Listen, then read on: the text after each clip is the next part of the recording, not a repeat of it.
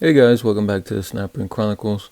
Today we're coming back at you with another Ratchet video. Okay, this time we have a Craftsman. This is I guess a more recent Craftsman. This is not a USA Craftsman. This is I would say made in Taiwan Craftsman. And the model number on this is 24967. And I guess it had some letters there, probably lot numbers or something. I have no idea how to decode these letters here. It has an L dash AD on it. But like I said, not a USA product. This is of a more recent vintage of Craftsman. But before we jump into it, just a note on some YouTube business. All you guys know that I'm trying to reach a goal of 2,000 subscribers. Now, sometime in the summer would be nice if I could reach my goal. I know it's kind of a long shot goal, but hey, it's my goal. So the only way you can help me out with this is to give me the HBO special. And what's the HBO special, you ask? Okay, the HBO special is Help a Brother Out special. Help a brother out. Hit the like. Hit the subscribe, and I'll give you 2 seconds to do that. Okay guys, you guys that helped me out and hit the like and subscribe, I really appreciate you. Okay, getting back to the Ratchet. Like I said, this is a more recent vintage of a Craftsman made in China, Taiwan, and it looks, you can see it looks more like a modern style of Ratchet. It has a quick release here. It's 3/8 ratchet. Here's the handle. It has like a black kind of phosphate or paint or something. It's kind of rubbing off on the sides here. You see it's coming out a little bit more, a little bit less on the inside here, but definitely like losing it on the side here. And kind of an interesting handle. Looks pretty comfortable. Has like flat sides. Says Craftsman on it. Has kind of a flat end to it there. A little bit of kind of flares out towards the end of the handle here. More has a little I don't even know, there's a finger guard there you can say. But when I first saw this, this here, I don't know why, it kind of reminds me of the older Craftsman, a la something like this style of Craftsman. Just that the snap ring with the plate there, the thin plate, kind of reminded me of this, but as we're gonna see, it's something else. It's not gonna look like that inside. So let me grab my snap ring pliers and open this one up. Okay, don't put too much pressure on the snap ring. I guess it's a low quality snap ring because when I first opened it up, I pressed the snap ring plier, and this kind of didn't bounce back as much. It kind of compressed and became smaller, and it was kind of dancing around in the slot there when I went to put it back on. So I had to stretch it out a little bit to get it to snapping, I guess, a little bit better. So kind of don't know what to make of why would they put a low quality snap ring, but then always trying to save 2 pennies, I guess. Okay, and you pull out on the anvil and you grab the plate and you take the plate out, and as you can see, the plate is the thin, that really thin plate that I was talking about, that you find on the older, kind of older USA made I guess the last USA made ratchets, what they call those, the teardrop ratchets. They have this really thin plate on them and the snap ring like that. But if you look at the mechanism, you're gonna see it's totally different than that other Craftsman. Here we have that floating style of pawl that switches from side to side like that. And when you take this out, be a little bit careful because that pawl is under spring tension.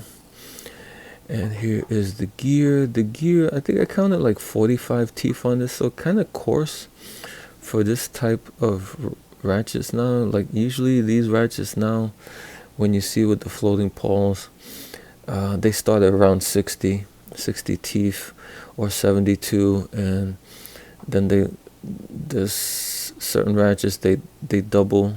They have 2 floating pawls and they go up to 120 and 140, and I guess the sky's the limit on the number of teeth that they want to put into ratchets nowadays.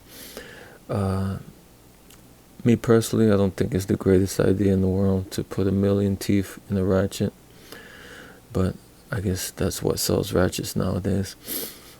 Here's the gear. It has the quick release on it. Not bad, not a bad gear actually. As far as features, there is a ring here, a rubber seal on the front on the anvil side of the gear, and there's also a rubber gasket on the rear side of the gear here on the quick release side. So it's sealed pretty much both sides, and there's going to be one more seal we're going to see in a second. Here is the pawl. The pawl is 1, 2, 3, 4, 5, 6, 7, 8 teeth, and they're pretty big teeth.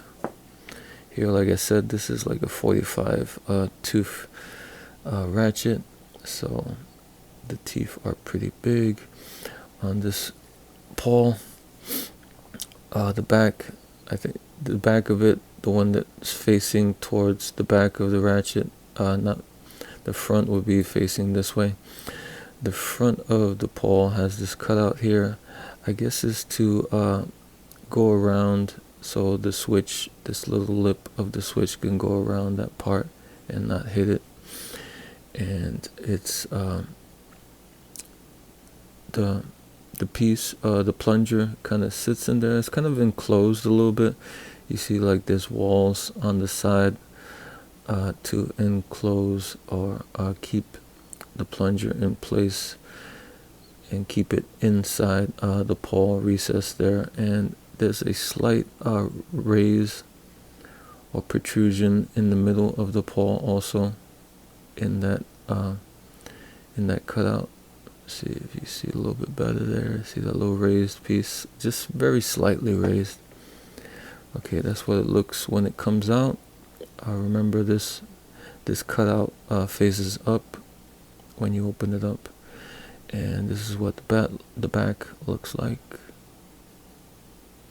Has like a chamfer around the edges also. You see there. And what else? And here is the plunger and the spring. The plunger is kind of long. See there, it's a little pointy, and it's hollow, and there's a little spring that goes inside of, that fits inside of the plunger. Let me just grab the spring, and it's kind of a long spring for its size, and it fits inside the plunger. I'll just put it back and leave it there. And now we have the switch.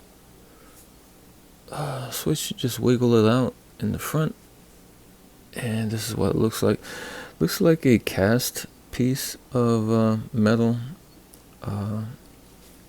Not sure if this is metallic. Oh, it's metal, but it's not ferrous or whatever. It's not steel or iron in it. It doesn't stick to a magnet. It has a hole where the plunger and spring sits, and if you can make it out here, it has another rubber gasket here. So there are 3 gaskets: the front, the anvil side, the quick release side, and on the switch side. So 3 gaskets. So pretty much it's pretty well sealed, this ratchet. And here's a look inside, and the inside looks pretty well done. Everything looks like pretty nice. And they even made a cutout here. They even have this little cutout where the gasket for the quick release,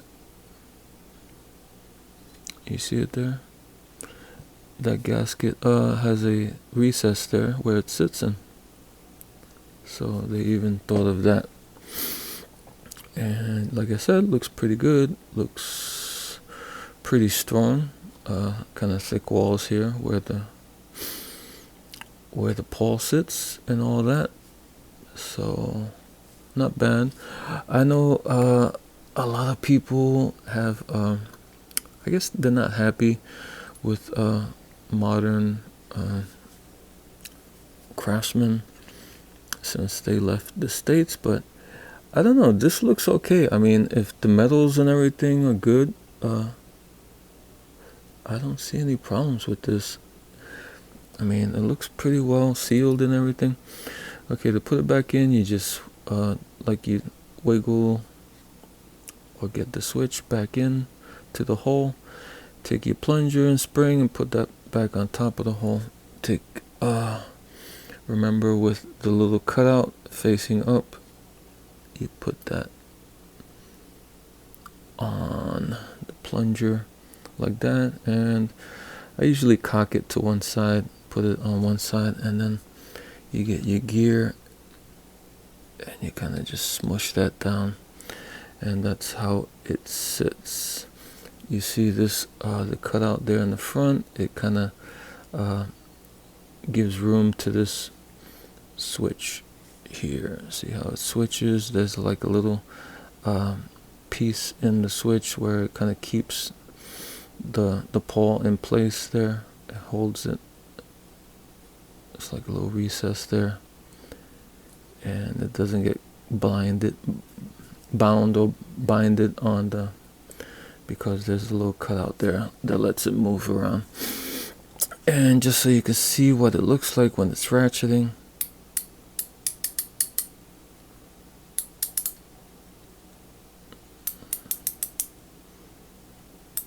that's how it looks when it's ratcheting. But you won't usually see that because it's all covered up. And you take your plate and drop that in. Take your snap ring, and remember, don't compress it too much because it's gonna not want to snap back.